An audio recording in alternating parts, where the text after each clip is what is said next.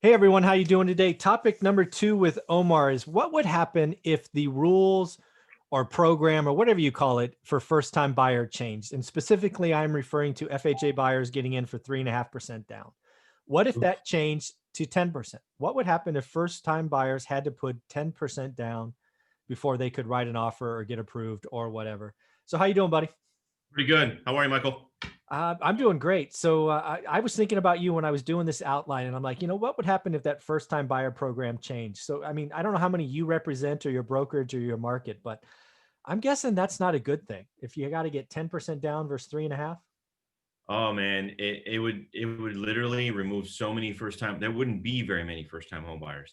Um, they would be stuck renting, and because of the demand that way, then a lot of landlords would be increasing their prices because they know that buyers can't purchase Yeah. properties at 10% down. That's going to hurt the buyer aspect of it.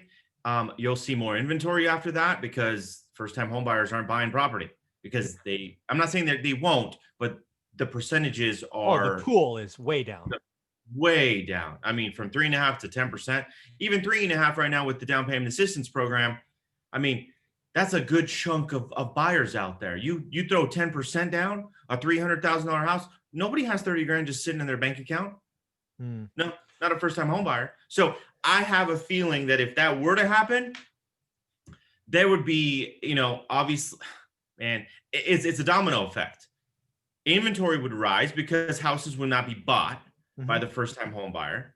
It'd be more investors and it'd be second home buyers, people that put 20% down anyways. Hmm. But that pool is so small that you have to start lowering your prices to sell your houses, not unless the demand gets so high for the investor and that second homeowner Hmm. to that's going to drive up prices. But I don't think so. At 10% down, that's going to be shooting both your feet.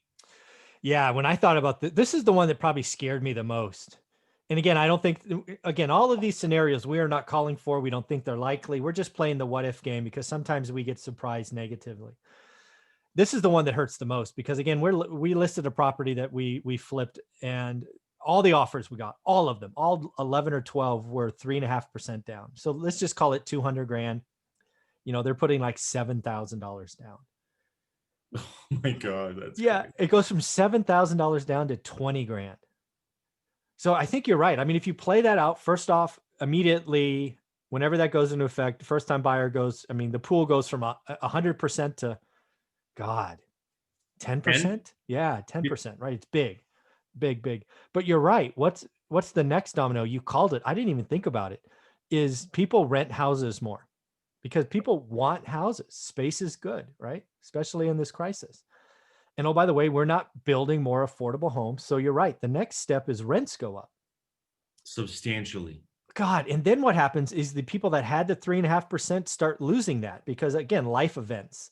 And all of a sudden you Mhm. got to, buy a new car or the rent's gone up and you got to dip into your, I mean, God, that would be horrible. Because again, I'm a huge believer in home ownership. I want it to go from 68 to 70 to 71 with good loans.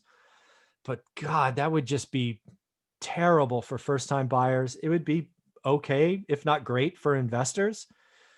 But that's I mean, that's scary. That is really scary.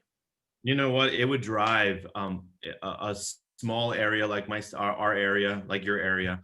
Um, your rents would be like the Bay Area, They would jump. They would go probably pretty quickly. $500, Yeah. 600 bucks per month.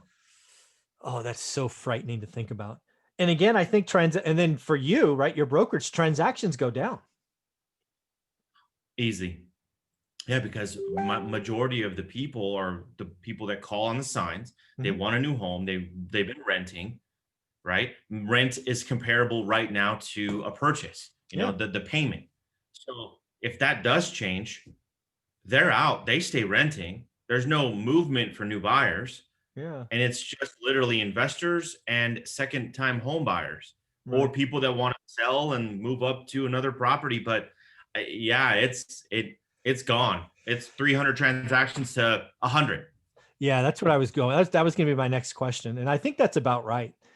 I think the majority of transactions being done today are first time home buyers. And I think again, I think safely we could say 50% of real estate transactions do not happen. Correct. God, 50%. that's Isn't that frightening. insane? All because we changed from 3.5% to 10% down. God, That's scary to think about, right? only 6.5%, man. Yeah. Think about that. Yeah. Again, I hope this doesn't happen. I mean, I don't think there's any chance it will. But again, we're playing what if scenario here. So, any other closing thoughts on this one? Because this one scares the bejesus out of me. Let's just hope that doesn't happen for everybody that's on this call, Yeah. because it will change lives everywhere, Yeah. and good, bad, and different. I mean, and obviously, us being investors, we'd be positioned a little differently. If you have a bunch of land, if you have a lot of property, one rental at a time, Mhm. you're going to be in the driver's seat. You'll be able to dictate. I don't want to see it go there, because right now this is where it needs to be. Yeah. If it adjusts a little bit, great, but I think that there would be a whole different ball game if we hit that number, and Yeah. it's just scary. It really is scary to Yeah, think and about. you just brought up a good thing in your closing there. I mean, just the ripple effect of all the people impacted by half the transactions, right? Appraisers, inspectors, all of that. Again, the only person that wins here is the investor. And the landlord, yeah. Yeah, the landlord investor. Yeah, it's crazy. All right, man. This one kind of frightened me. I got a good one for number 3. Take care. Okay, let's do it.